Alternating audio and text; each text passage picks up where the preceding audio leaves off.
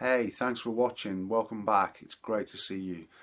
Today I'm going to look at something a little bit different than what we've done before, really. I thought with the response I had from the JJ Cale videos, I was really pleased with that. It was really good to see so many people have enjoyed having a go at some of his songs. If you haven't seen those, there'll be a link up there I'll put so you can check those out. It's a 4-part series, and in each one we looked at 3 different songs, and I think there's also an individual tutorial I've done of After Midnight. So if you're interested in any of that kind of thing, check those out. So I thought what we'd look at today, starting today, is how to create a JJ Cale style track.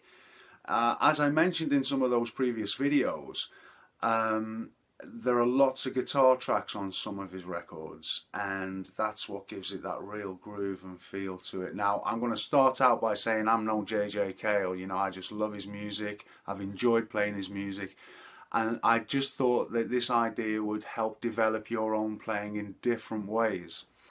So, you know, by laying down a backing track, you can then practice your lead playing, you know, your lead riffs, JJ type things, or it could also show you how to layer different rhythm guitars and things like that. So we'll see how it goes, and if it works out, maybe we'll continue this and see where it leads us, yeah? So essentially how I'm going to start out with this is creating a simple drum beat, yeah? So I've got something to play along with. If you're looking to do something similar, I would suggest that that's a good starting point to keep your timing nice and strong, which is kind of important in anything you do, really. So let's get a drum track down, and then we're going to come back here, and then we're going to take a look at the guitar side of things. Okay, so this is how the drums are going to go.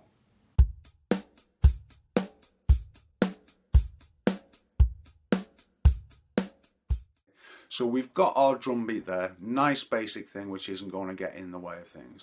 So let's start and see what we can do with the guitars. Okay, now the aim here is to start simple and kind of build until we get something which is kind of nice and chugging along, right? And the idea is that, you know, you have something to do your own thing with each stage of this kind of mix, if you like. Okay, so now we'll take a look at the guitar. So we're going to take 3 chords to keep this simple. We're going to have an E chord, which we play like that. We're only really concerned about the top 2 strings, okay? So that's the 5th string fretted on the 2nd,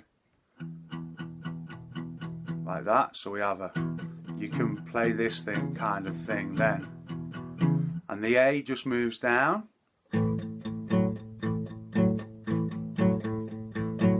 Back to the E,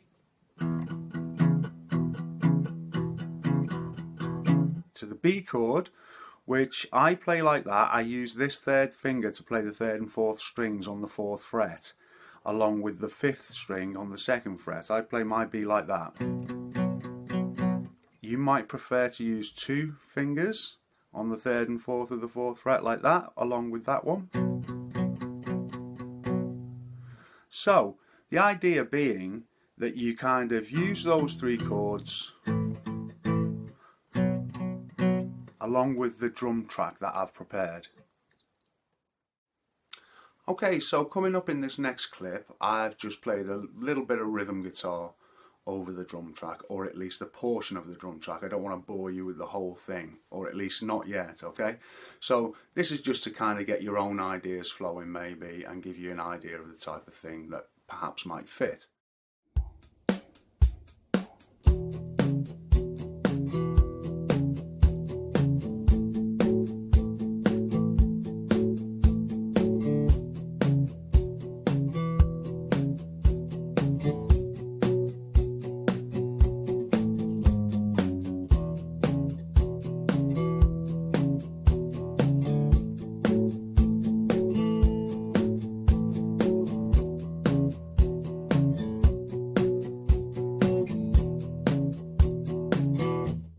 Okay, so you heard just a basic idea there, a short clip for you to just try and get, you know, your ideas flowing more than anything else.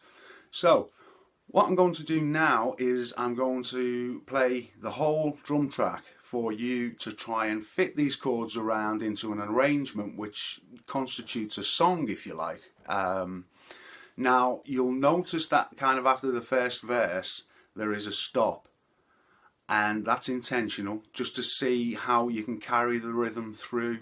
It's just a 4 count and then you back in, okay? So that's a little bit of a kind of thing to listen out for when you're having a go at it. But I hope you have fun. I mean, that's what it's about.